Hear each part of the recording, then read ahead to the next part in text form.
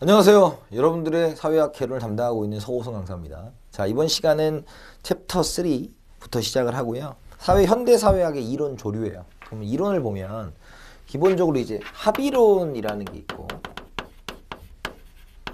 그죠? 이걸 이제 소위 말해서 기능론이라고도 얘기를 합니다. 그 다음에 두 번째가 뭐냐면 갈등론이라는 게 있고, 그죠? 그 다음에 세 번째가 상징적 상호작용론이 있고, 네 번째가 이제 교환이론이라는 게 존재하는 거죠. 그럼 먼저 우리가 이제 합의론을 보면 우리가 이 두 가지를 소위 말해서 이제 거시적 관점이라고 얘기합니다. 즉 어느 사회나 통할 수 있는 사회 중심의 이론이다라고 생각을 하시면 되고, 요 두 가지를 기본적으로 우리가 미시적 관점이라고 얘기를 합니다. 미시라는 것은 개인을 중시하는 거죠. 그래서 사회마다 다를 수 있다라는 것을 기본적인 전제로 깔고 있는 거예요. 그럼 먼저 합의론이라는 것은 이제 둘 다 사회 중심인데, 사회를 바라볼 때 있어서 여기는 사회 유기체설을 기본으로 합니다. 사회 유기체설은 앞에서 얘기했다시피 사회도 하나의 생물체와 같아서 부분으로 이루어져 있고, 그 부분들이 제 기능을 다할 때 사회가 원활하게 잘 유지되는 것이겠죠. 즉 전체적인 사회가 있다면 요 안에 뭐 교육, 뭐 정치, 경제 이런 제도들이 잘 갖춰져 있는 거죠, 부분이. 그래서 요 부분들이 무엇을 하고 있다? 조화와 균형, 합의를 이루고 있다라는 것. 그래서 사회는 무엇을 할 수 있다? 유지를 할 수 있다라는 측면이 우리가 기본적으로 합의론이에요. 이해가시죠? 그래서 즉 사회는 기본적으로 잘 이루어져 있고, 그렇기 때문에 현실에 대해서 긍정적이고 굉장히 좋다라는 것으로 얘기할 수 있습니다. 따라서 이것은 현상유지적인 보수적 관점으로 생각을 하시면 될 것 같아요. 각각이 사회가 어떻게 기능을 다하고 있는가에 초점을 맞추고 있고, 사회는 충분히 긍정적이고 바람직한 것으로 얘기를 한다. 반대로 갈등론은 이제 마르크스의 계급 투쟁론을 중점으로 시작을 하는 거죠. 물론 우리는 이렇게 큰 그림을 그린 다음에 우리 책에 나와 있는 것들을 봄으로써 우리가 어떠한 것들이 들어가 있는가까지 살펴볼 겁니다만, 기본적으로 계급투쟁론은 사회적 희소가치라는 게 있죠. 사회적 희소가치. 사회적 희소가치라는 것은 기본적으로 누구나 가지고 싶지만 가질 수 없는 것들을 얘기하는 겁니다. 그래서 돈, 명예, 권력 이런 것들을 얘기하는 거고, 이것을 가진 자와 못 가진 자로 나누는 거죠.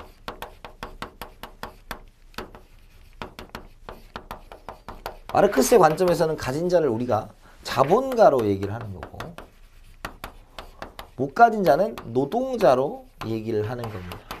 그래서 이 두 가지 관계에서 얘가 항상 뭐 할 수밖에 없는 관계, 승리할 수밖에 없는 거죠. 왜냐면 얘는 패배를 하는 이유가 착취와 억압을 당하고 있기 때문이다.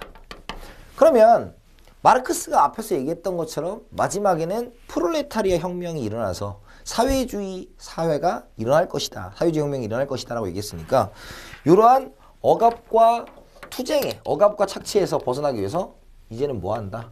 투쟁을 한다라는 거고, 현실에 있어서 유지하는 관점이 아니라 어떤 관점으로 흘러가야 되는 거예요?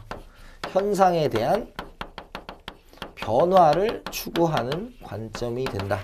그러니까 따라서 변화를 중시하는 진보적 관점이 된다라는 것이 기본이겠죠. 이해가시죠? 그래서 우리가 이 두 가지 예시를 들 때 간단하게 예시를 들 수가 있는 게 있어요. 예를 들어서 우리가 학벌을 중시하는 이 사회를 풍토로 바라봤을 때, 이 합의론적 관점에서는 그런 학벌을 중시하는 이유가 사회에 위치하는 여러 사람들 중에서 똑똑한 인재를 선출함으로써 국가와 민족의 발전을 위해서 기여하고 있다는 측면으로 접근할 것이고, 갈등은 어떻습니까? 이러한 학벌을 중시하는 것 자체가 기득권자, 가진 자인 이러한 학벌을 가진 사람이 학벌을 못 가진 사람이 자신의 위치에 와서 자신의 사회적 희소자원을 빼앗아가는 것에 대한 방어막을 치는 도구로 사용하고 있다라는 거겠죠. 빈곤의 무채는 마찬가지예요. 여기 기능론에서 빈곤은 뭡니까?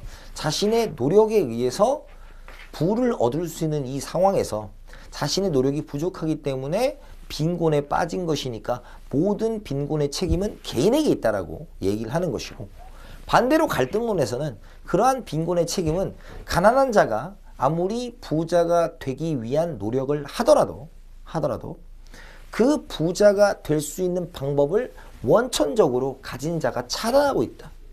뭐 학벌이라든지 여러 가지 기회들을 차단하고 있기 때문에 가난한 자는 기본적으로 자신의 노력에 있음에도 불구하고 부자가 될 수 없는 본질적인 사회의 구조적 모순을 가지고 있다. 가진 자가 커트한다는 거죠. 그러니까 이 두 가지 차이점을 그렇게 잘 이해를 하시면 좋겠어요. 그래서 합의론 같은 경우는 현상에 대한 기본적인 긍정적인 멘트를 날릴 것이고, 반대로 갈등론은 부정적인 멘트를 날릴 가능성이 높다라는 걸로 체크를 해두시면 됩니다.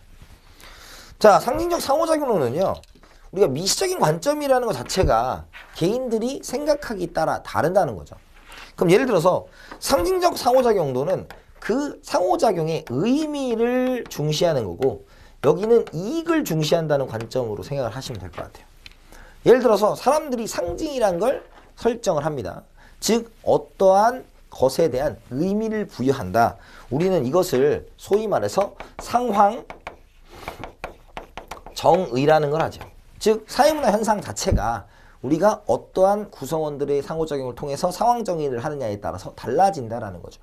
예를 들어서 우리가 기본적으로 저출산의 문제에 대해서 과거 1970년대 같은 경우는 굉장히 아이들을 많이 낳는 추세였기 때문에 사람들을 낳는 것에 대해서 부정적인 입장을 보여서 셋만 낳아 잘 기르자, 둘만 낳아 잘 기르자, 하나만 낳아 잘 기르자라는 단어를 썼지만, 현재에는 어떻습니까? 아이들이 굉장히 부족하고 나중에 우리의 미래 성장 동력으로서의 생산 능력을 가진 노동력이 부족해지는 현상이 야기될 수 있기 때문에 이제는 아이들을 많이 낳는 것을 기본으로 하고 있다라는 걸로 체크를 하는 거죠. 즉 과거에는 부정적이었던 것이 긍정적으로 바뀌는 것 자체가 구성원들의 상황 정의가 달라졌기 때문이다라는 거고, 기본적으로 상징이라는 언어와 문자를 통해서 그러한 상황 정의가 이루어진다라는 거죠. 즉 여기는 어때요? 굉장히 주관적이 될 수 있는 거죠. 가변성을 띠고 있다. 반대로 이제 교환이론은 이익을 따지는 겁니다. 개인과 개인이 상호작용을 하겠죠. 그런데 어떠한 행동을 했을 때는 내가 그것에 대한 보상을 받았고, 어떠한 행동을 했을 때는 제재와 처벌을 받았다라는 겁니다. 즉 우리에게는 기본적으로 경제적인 이익을 야기할 수 있는 행동을 우리가 생각을 해봐야 되는데, 예를 들어서 학교에 일찍 가고 공부를 열심히 했더니 나에게 많은 보상이 주어진다면 당연히 공부를 열심히 하겠죠. 우리가 기본적으로 경조사에 축의금이나 조의금을 가지고 가는 이유도 거기에 있는 거죠. 내가 나중에 그러한 돈을 그 사람으로부터 받을 것이 예상되기 때문에 그러한 사회문화 현상이 유지되고 그러한 것들을 설명해낼 수 있다는 거죠. 그래서 우리가 교환이론은 소위 말해서 기브앤테이크로 설명을 하시면 돼요. 기브앤테이크. 주고받는 관계고, 이러한 관계 속에서 보상이나 제재를 받고 이 보상은 강화되고 이거는 약화된다라는 것이 기본입니다. 아시겠죠? 그래서 기본적으로 우리가 거시적 측면과 미시적 측면의 기본적인 네 가지 이론을 살펴봤는데, 당연히 각각의 단점들도 존재할 수 있을 거예요. 합의론의 단점은 당연히 무엇이 되겠습니까? 우리 인간들이 살아가는 세상이 반드시 바람직하냐, 현상이 중요하냐라고 했을 때 모두 정당화시킬 수 있는 거예요. 모두. 독재도 정당화시킬 수 있고, 그죠? 사회적인 변화를 설명하지 못한다라는 단점을 가지고 있죠. 반면에 갈등론은 어때요? 갈등론은 기본적으로 우리가 인간 세상에 살아가면서 우리는 반드시 다른 사람과 그런 투쟁적인 관계를 맺느냐라는 측면에서 꼭 그렇지는 않다라는 얘기가 되겠죠. 즉 협동, 조화, 합의의 측면을 간과하고 있는 것이 아닌가라는 생각이 드는 거죠. 반대로 미시적 측면은 어때요? 당연히 여기는 우리가 사회의 영향 자체를 간과하고 있는 거죠. 왜 그러한 상호작용을 하게 됐느냐도 개인의 의식에서 시작되는 것도 분명히 있겠지만 사회적으로 주어진 여러 가지 조건에 의해서 그런 의도된 상호작용을 하고 있는 것도 분명히 있을 것인데 그런 것들을 설명하지 못한다는 단점이 있고요. 반대로 교환이론은 뭐예요? 모든 사회를 기브 앤 테이크로만 설명할 수 없다라는 거죠. 예를 들어서 여러분들의 부모님은 그리고 여러분들의 자녀들은 기본적으로 우리가 내리사랑이라고 하는 게 있지 않습니까? 그래서 우리가 아래한테는 굉장히 내가 어떤 것을 받을 것을 계산하지 않고 그런 것들을 분명히 주는데 모든 것을 기브 앤 테이크로 설명하는 것은 말이 안 되지 않습니까? 그래서 분명한 건 경제적인 손해를 야기하는 관계도 분명히 존재하고 그것은 부모 자식 관계, 뭐 연인 관계들도 여기에 속할 수 있다라는 거죠. 이해가십니까? 그 기본적인 네 가지의 측면을 한번 살펴봤습니다. 자, 그러면 우리가 한번 정리를 해보면 거기 있죠? 합의론의 의의는 사회를 하나의 유기체로 보고 사회 유기체를 기본으로 합니다. 사회를 형성하고 있는 많은 부분 요소들 사이에 의견이 합의가 있다는 것을 가정한다. 합의. 그래서 가장 중요한 건 여러분들이 이 파트에서는 어떠한 단어를 보고 그 단어가 어떠한 이론을 상징하고 있는 것이 기본적으로 깔려서 이해도가 있어야 돼요. 두 번째, 합의론은 사회를 구성하는 각각의 기능들이 조화를 이루고 있다는 측면에서 기능론적 관점과 동일한 맥락을 보인다. 그래서 기능론이라고 부를 수도 있다라는 거고 거기에 동그라미 조화라는 거죠. 세 번째, 사회는 사회 또는 개인들의 개체로 이루어져 있고 여러 개인들이 한 사회 내에서 질서를 유지하기 하며 살기 위해서 합의가 있어야 된다는 거다. 그래서 질서 유지 합의 단어.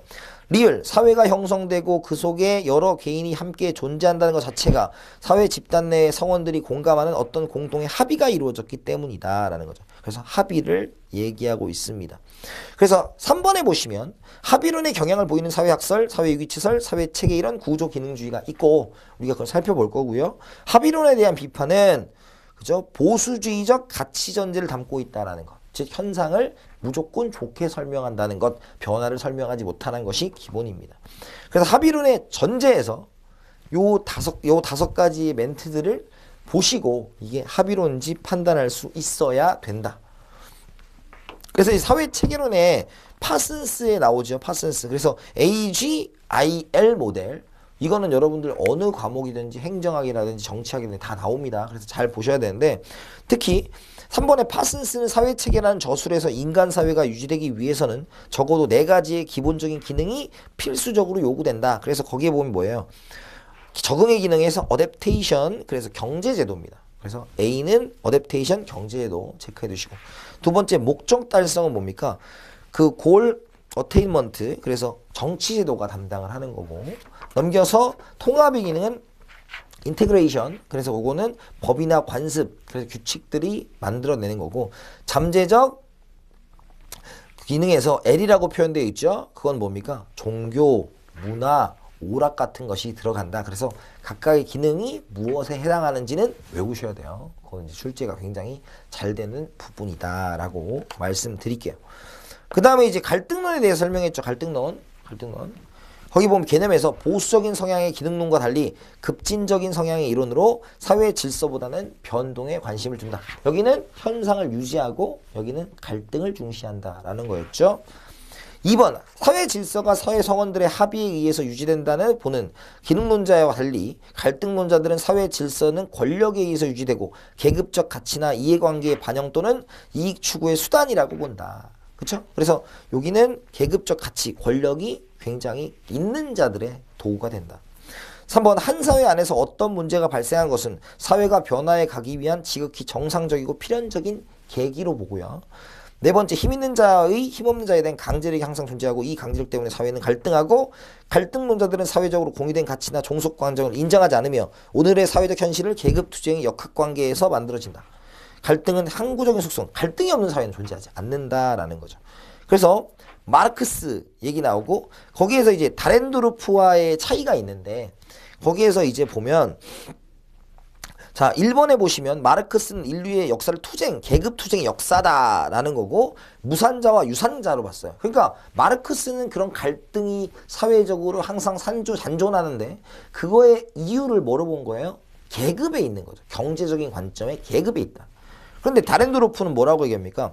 사회를 비롯해 모든 조직 내에는 상명하복의 위계관계로 짜여진 권위구조가 존재한다. 권위가 있는 사회 지배자 집단과 권위가 없는 피지배자 집단이 있고 이들은 언제나 지배자 집단이 되고자 노력한다 라는 거죠. 그러니까 여기는 권위라는 걸로 측정을 했으니까 마르크스가 계급 정제적인 걸로 보는 반면에 다렌도르프는 뭐로 본 거예요? 이런 정치적인 관점으로 본 것이다. 권력적인 관계로 본 것입니다. 맞죠? 그 다음에 코저는 갈등은 굉장히 좋은 영향을 가져오고 집단 결속, 보전, 집단 구조, 이데올로기 창출, 세력 균형의 창출, 집단 동맹의 확대 이런 걸로 봅니다. 그래서 코저는 갈등을 좋게 봤다라는 걸로 정리를 해두시면 되겠어요. 자, 그 다음에 이제 급진사회학은 더 나아가는 거예요. 더 나아가는 거. 그러니까 갈등으로 인해서 변화를 중시하는데 그 변화를 더 강조한 것이 급진사회학이다라고 보시면 되는 겁니다. 자, 그 다음에 상호작용론, 상징적 상호작용론, 교환이론이 있죠. 거기서 이제 진멜부터 얘기하는 거죠. 진멜부터 얘기하고 특히 상징적 상호작용론은 누굽니까? 미드라는 단어를 기억하시고 거기에서 2번에 보시면 상징적 상호작용의 특징은 개인의 활동적 창작 주체. 그러니까 여기는 사회 구조에 영향을 받을 수밖에 없는 개인들이라면 여기는 어때요? 개인들이 사회적인 것들을 창출해낼 수 있는 굉장히 능동적이고 적극적인 존재로 본다라는 걸 기억을 해두셔야 되겠습니다. 자, 그 다음에 3번에 보면 상징은 즉 언어나 제스처를 통해 몸짓이겠죠. 의미를 교환하고 그 속에서 서로의 생각, 기대, 행동을 조정해가는 미시적인 사회 과정에 초점을 맞추는 거다라는 거고, 그죠? 그 다음에 6번에 보시면 우리는 타인과의 상호작용을 통해 의미를 이해하고 사회적으로 주어진 의미를 중심으로 우리의 생활을 강조한다라는 거고, 그죠? 그래서 우리는 어때요? 이러한 것들이 9번에 보면 타인과의 상호작용 상황에서 기계적으로 반응하는 것이 아니라 인간의 자율적 창조 능력을 매우 강조하고 있다라는 걸로 보시면 되는 거고, 이제 교환이론 있죠? 그 밑에 호만스. 교환이론은 개인 행위에 초점을 맞추는 미시적 접근법으로 출발했으나 그 설명 원리를 거시적인 사회 조직과 사회 구조를 확장시킨 독특한 이론, 행동주의 심리학의 영역 호만스가 뭐한 거다? 교환이론이다라는 거죠. 그래서 이번에는 인간의 전제 조건을 뭐라 그래? 모든 인간은 기본적으로 이윤을 추구하는 존재, 이익을 가지는 존재로 설정을 하고, 3번에 보면 어때요? 인간의 상호작용은 단순한 교섭행위가 아니라 결과적으로 얻어지는 손익을 계산하여 상호작용에서 얻어지는 보상이 상호작용에 투입한 시간이나 에너지와 같은 비용을 초과하거나 균형을 이룰 때 한다라는 걸로 체크해 두시면 됩니다. 즉 기브앤테이크 경제적인 관점이다. 이거 아시죠? 그래서 요 네 가지 관점은 언제나 이 이론들은 사회학에서 중요하게 다뤄지는 부분들이니까 잘 정리하시고, 특히 우리가 기본적으로 파슨스의 AGIL이 무엇을 의미하는지 잘 보시고, 두 번째는 다렌도르프와 그죠? 마르크스의 차이점 보시고, 그 다음에 미드의 상징적 상호작용론, 호만스의 교환 이론에 대해서 정리를 해두시면 큰 문제가 없이 넘어갈 수 있다라고 말씀드릴게요. 자, 그 다음에 나오는 것이 이제 가치 중립의 문제가 되겠죠. 가치 중립의 문제. 자, 가치 중립과 가치 개입이라는 단어가 있습니다. 가치는 무엇이냐면 인간이 중요자하고 의미를 부여하는 것을 가치라고 하는데, 가치를 하기 전에 우리가 사실 판단과 가치 판단을 해야 되겠죠.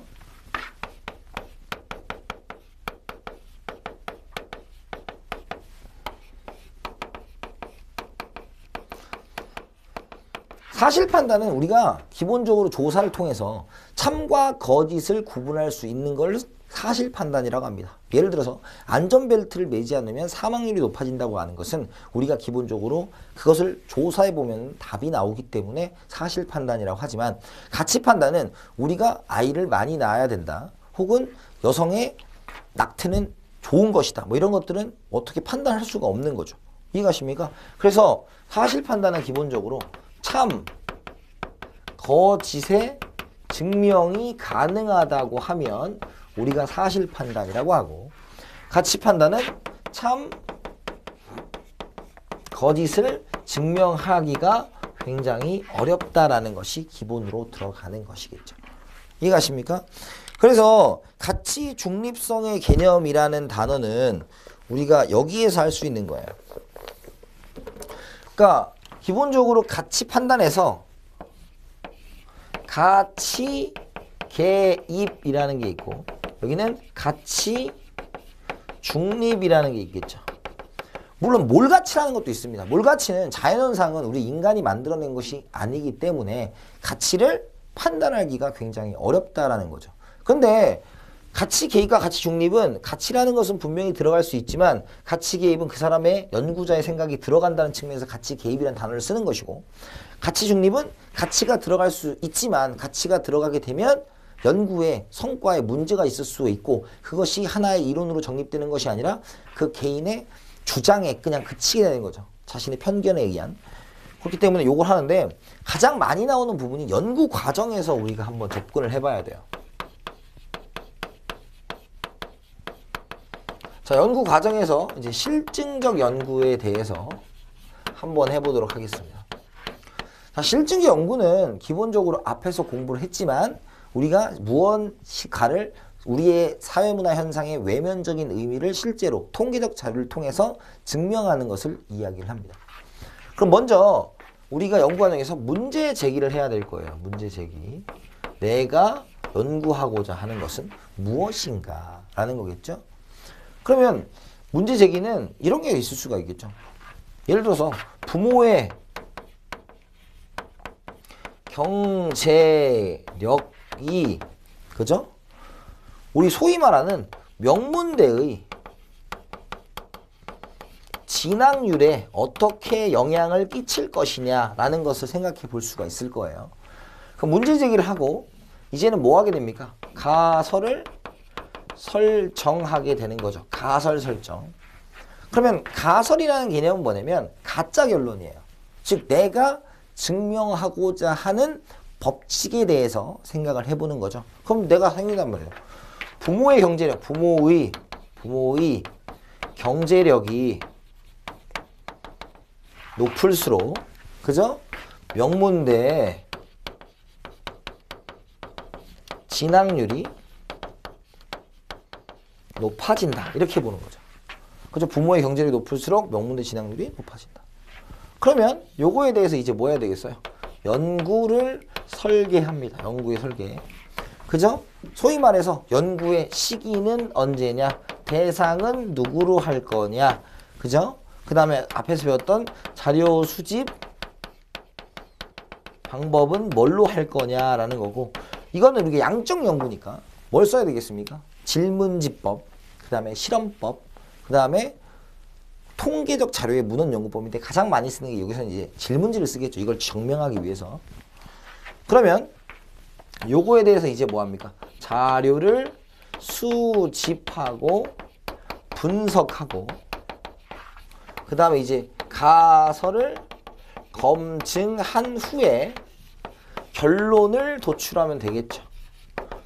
그 다음에 이것을 활용하는 작업을 하게 될 거다. 그럼 잘 보세요. 기본적으로 가치 개입은 나의 생각이 들어간다는 뜻이고, 가치 중립은 나의 생각이 들어가지 않는다라는 측면이니까 문제 제기에는 가치가 들어가야 될까요, 안 될까요? 이제 여러분들하고 저 한번 해보는 겁니다. 될까요, 안 될까요? 당연히 가치가 들어가야 되겠죠. 왜? 내가 문제라고 생각하니까. 이해가십니까? 여기는 가치가 들어가야 안 들어가요? 들어가겠죠. 왜? 가설을 설정한도 연구자니까. 세 번째, 연구 설계에는 들어갈까요? 안 들어갈까요? 들어가겠죠. 시기를 정하는 것도, 대상을 선정하는 것도, 자료 수집 방법을 정하는 것도 자기 생각입니다. 그런데 여기에서부터 여기까지는 철저하게 뭐가 돼야 돼요? 가치 중립이 되어야 됩니다. 당연히 이유는 뭘까요? 이유는 자료를 수집하고 분석하고 가설을 검증하고 결론 도출하는 과정에서 만약에 가치가 들어가 버리면 자신이 왜곡시키는 거, 내가 대한민국의 2000년 전에 왕이었다라고 얘기하는 것, 그리고 내 눈을 바라봐 넌 행복해지고 라고 달라지는 게 없어요. 이해갑니까? 논리적 근거를 부서뜨리는 거예요. 여기에 가치가 들어가게 되면. 이해가죠? 왜? 누구나 인정할 수 있는 것은 객관적인 것인데 그 객관성을 무너뜨리는 것이 가치 중립 아닙니까? 이해가시죠? 그래서 가치 중립의 과정은 철저하게 들어가야 되고 여기 활용은 내가 이거를 쓸 것이냐 말 것인가를 결정하는 거이기 때문에 우리가 굳이 생각을 할 필요가 없이 가치가 개입된다라는 거죠. 그래서 우리가 가치 중립의 단계는 철저하게 어디다? 여기가 가치 중립의 단계라는 것 기억하시고 나머지는 가치가 다 조금씩은 개입될 수 있다라는 거죠. 이해가시죠? 그렇게 해서 가치에 대한 이야기를 해보고 그 다음에 탐구의 자세가 있겠죠. 자세 좀 지우고 우리가 기본적으로 사회문화 현상을 자세를 가질 때 자세는 이제 뭐가 있습니까? 태도가 있죠. 태도는 우리가 기본적으로 이 책에 4가지 태도가 나와 있습니다. 첫 번째가 무슨 태도? 객관적 태도. 두 번째가 개방적 태도. 세 번째가 우리가 상대주의적 태도가 있죠.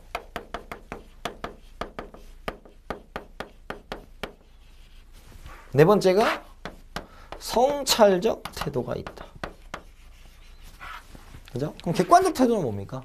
객관적 태도는 누가 바라봐도 인정할 수 있어야 된다라는 거니까 우리가 누구의 관점이다? 제 3자의 관점에서 언급을 하는 것이 객관적인 태도가 된다라는 것이고 그 다음에 개방적 태도는 뭡니까? 개방적은 우리가 절대적인 진리는 없다라는 관점에서 들어가는 거죠. 절대적인 진리는 없다.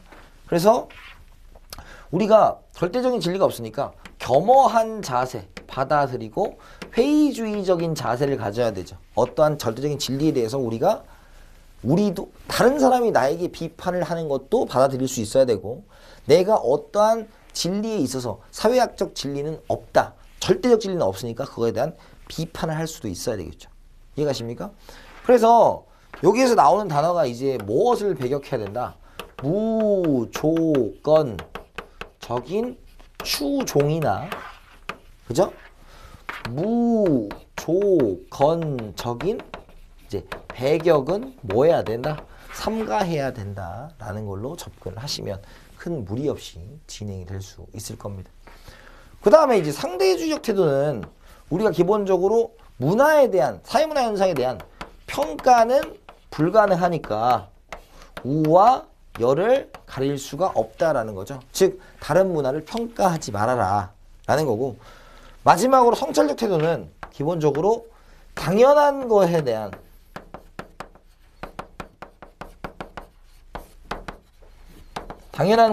의구심을 가져야 된다라는 거죠. 그죠? 내가 이렇게 살아오는데 내가 왜 이렇게 살아야 되는가? 얘에 대한 의구심, 당연한 것에 대한 의구심을 가져야 된다. 기본적으로 책에 4가지가 있으니까 잘 정리를 해보시면 되겠습니다. 자, 챕터 3번에 보면 이제 새로운 이론의 도전이라는 게 있겠죠. 새로운 이론의 도전. 우리가 민속 방법론이라는 것은 이제 상징적 상호작용과 현상학을 종합한 이론으로 새로 합의된 규율을 찾는데 규율을 찾는데 비중을 대는 것은 동그라미 가펑클이라는 사람이 했다라는 거 정도로 체크해 두시면 되겠고 그 다음에 구조주의는 어떻습니까? 기본적으로 우리가 레비스트로라는 사람이 이제 주장을 기본적으로 했고 거기에서 뭐라고 했죠? 미음에 보시면 구조를 형성하는 요소들 간의 동질성이 전제된 교환이라는 사고방식을 중시했다라는 거죠. 그렇죠? 그래서 소실이라는 사람은 뭘 주장했어요? 언어를 중시했어요. 그래서 리을에 보시면 단어의 의미란 단어가 말하는 대상이 아니라 언어의 구조로부터 유래된다고 주장하고 즉 단어의 의미란 언어의 규칙들이 관련하는 개념 사이에 의해서 만들어진다라는 것이 소실은 그 다음에 레브스트로우는 또 거기에 보면 리을에 있죠. 리글에 보면 구조기능주의에 대한 비판을 하면서 후기 구조지능주의는 구조주의에 대한 무시되었던 종교 역사 역할을 중시했다라는 거 보시면 됩니다. 자, 그 다음에 이제 비판 이론은 호르카이머, 아도르노, 마르쿠제가 주장을 한 거고요. 거기에서 보면 3번에 비판이죠, 비판. 그래서 기존의 이론에 대해서 비판을 한다라는 거고, 그죠? 기성 이론을 재구성하는 겁니다. 그래서 3번에 비판은 전통적 이론에 의한 비판의 의미로 출발했으나 차츰 현대생활 및 지적생활의 광범위한 이론에 대한 비판의 의미로 발전해 나갔다라는 거. 그래서 5번에 뭐라고 써 있습니까? 경제결정론적, 기계론적 경향을 맹렬히 비판했다. 그리고 문화 영역과 실천 문제에 관심을 집중시키는 점에서 마르크스주의의 재구성이다. 이렇게 보시면 되고. 그래서 이제 각각의 이론들이 있잖아요. 뭐 우리가 비판이론 다 비판한 거겠죠. 거기서 이제 학자들을 보고 이게 무슨 이론이다라는 걸 체킹만 잘 하시면 됩니다. 그 다음에 실존사회학은 뭐예요? 사르트르의 영향을 받아서 현세적으로 이루어지는 모든 형태의 인간 경험에 초점을 맞추는 접근법. 이해가시죠? 그래서 정서적인 관점. 그래서 4번에 보면 행위자들이 감정, 정서 등에 관심을 가지는 점에서 감정의 사회학 같은 최신 분야를 만들어내기도 하고 삶의 정신적, 물리적인 차원 사이에서도 중요한 연구 영역으로 삼고 있다. 사회학의 사회학은 뭐 사회학의 지식, 사회학적 장법을 정립시킨 사회학이다 라고 보시면 되고 마나임이 대표적이다.